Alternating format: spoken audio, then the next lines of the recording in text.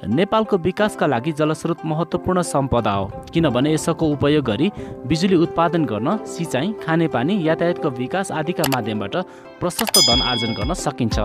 जलसम्पदामा अत्यन्त धनी देश नेपालका लागि औद्योगिक विकासमा जलसम्पदा वरदान हुन सक्छ, तर विभिन्न कारणहरूले यसको उचित व्यवस्थापन भने गर्न सकिएको छैन। नेपालको जलप्रवाह व्यवस्थामा गण्डकी, कोशी र कर्णाली प्रमुख नदीहरू मानिन्छन्। विद्युत सिँचाइका दृष्टिकोणले नेपालका नदीहरूलाई सेतो सुन मान्न सकिन्छ। नेपालमा 6000 नदीनालाहरू रहेका छन् भने 11 किलोमिटर भन्दा लामा नदीहरू करिब 100 वटा जति रहेका छन्। नेपालको कुल क्षेत्रफलको 3.9% भूभाग नदीनालाहरूले ओगटेको पाइन्छ। करिब 2,02,000 मिलियन क्युबिक मिटर जलभण्डार क्षमता रहेको मानिने नेपालका नदीहरूबाट करिब 83,000 मेगावाट विद्युत उत्पादन गर्न सकिन्छ भने आर्थिक तथा प्राविधिक दृष्टिकोणले समेत 42,000 मेगावाट जलविद्युत उत्पादन गर्ने क्षमता नेपालका नदीहरूमा रहेको छ।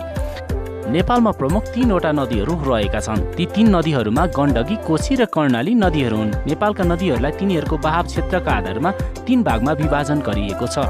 आजको भिडियोमा हामी नदीको बहाव क्षेत्रको आधारमा नेपालको वर्गीकरणको बारेमा तयार पारिएको भिडियो सामग्री प्रस्तुत गर्दैछौँ। त्यसैले भिडियोलाई लाइक गरी सेयर पनि गरिदिनुहोला। तपाईँको एक लाइक र एक सेयरले हामीलाई थप हौसला प्रदान गर्नेछ। आउनुहोस् सुरु गरौँ। नम्बर 1, कोशी प्रदेश। पूर्वमा कञ्चनजङ्घा हिमालदेखि पश्चिममा लाङटाङ हिमाल बीचको कोशी नदी प्रभावित क्षेत्रलाई नै कोशी प्रदेश भनिन्छ, अथवा कोशी नदी र यसका सहायक नदीहरूको प्रभाव क्षेत्रलाई नै समग्रमा कोशी प्रदेश भन्ने गरिन्छ। कौशिक ऋषिको नामबाट नामाकरण भएको कोशी नदीलाई सप्तकोशी नदी भनेर पनि चिन्ने गरिन्छ। यस नदीका 7 वटा सहायक नदीहरू रहेका छन्। यसका सहायक नदीहरूमा सुनकोशी, दुधकोशी, इन्द्रावती, तामाकोशी, अरुण, तमोर र लिखु रहेका छन्। यी मध्ये कोशी नदीको सबभन्दा ठुलो सहायक नदी चाहिँ अरुण नदी हो भने यस नदीको सबभन्दा सानो सहायक नदी चाहिँ लिखु नदी हो। कोशी नदीको बहाव क्षमता करिब 1564 घनमिटर प्रति सेकेन्ड रहेको छ। यो नेपालको सबभन्दा ठुलो नदी पनि हो। यस नदीले नेपालको करिब 33,000 वर्ग किलोमिटर क्षेत्रलाई सिंचित गरेको छ। समय समयमा भारतको बिहारमा कटान तथा डुबान गरेर ठुलो धनजनको क्षति गर्ने भएकोले यस नदीलाई बिहारको दुःख भनेर पनि चिन्ने गरिन्छ। तर भारतमा पुगेपछि कोशी नदीलाई कोशी नभनेर दामोदर नदीका नामले चिन्ने गरिन्छ।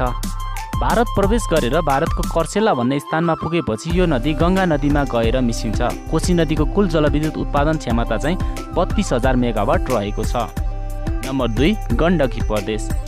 पूर्वमा लाङटाङ हिमालदेखि पश्चिममा धौलागिरी हिमालसम्मको गण्डकी नदी प्रभावित क्षेत्रलाई नै गण्डकी प्रदेश भनेर चिन्ने गरिन्छ, अथवा गण्डकी नदी र यसका सहायक नदीहरूको बहाव क्षेत्रका इलाकाहरूलाई समेटेर समग्रमा गण्डकी प्रदेश भनिन्छ। गण्डकी नदी, जसलाई सप्तगण्डकी नदी भनेर पनि चिन्ने गरिन्छ। गण्डकी नेपालको सबभन्दा गहिरो नदी पनि हो। यस नदीका 7 वटा सहायक नदीहरू रहेका छन्। यसका सहायक नदीहरूमा त्रिशुली, बुढी गण्डकी, काली गण्डकी, मर्स्यान्ती, मादी, सेती, दरौदी आदि रहेका छन्। गण्डकी नदीका सहायक नदीहरूमध्ये सबभन्दा ठुलो सहायक नदी चाहिँ काली गण्डकी नदी हो भने यस नदीको सबभन्दा सानो सहायक नदी चाहिँ त्रिशुली नदी हो। गण्डक ऋषिको नामबाट यस नदीको नाम गण्डकी रहेको विश्वास गरिन्छ। अत्यन्तै पवित्र मानिने शिला शालिग्राम पाइने एकमात्र नदी काली गण्डकी नदी पनि यस नदीको सहायक नदी हो। गण्डकी नदीबाट लगभग 21,000 मेगावाट जलविद्युत उत्पादनको क्षमता रहेको छ। गण्डकी नदी प्रभावित क्षेत्रमा यस नदीले करिब 26,000 वर्ग किलोमिटर क्षेत्र सिंचित गरेको छ। गण्डकी नदीको बहाव क्षमता चाहिँ करिब 1700 घनमिटर प्रति सेकेन्ड रहेको छ। गण्डकी नेपालको पहिलो स्तरको नदी हो।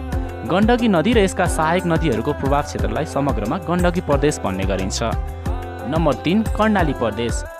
पूर्वमा धौलागिरी हिमालदेखि पश्चिममा व्यास ऋषि हिमालसम्म कर्णाली नदी प्रभाव क्षेत्रलाई कर्णाली प्रदेश भनेर चिन्ने गरिन्छ, अथवा भन्ने हो भने कर्णाली नदी र यसका सहायक नदीहरूको प्रभाव क्षेत्रलाई समग्रमा कर्णाली प्रदेश भनिन्छ।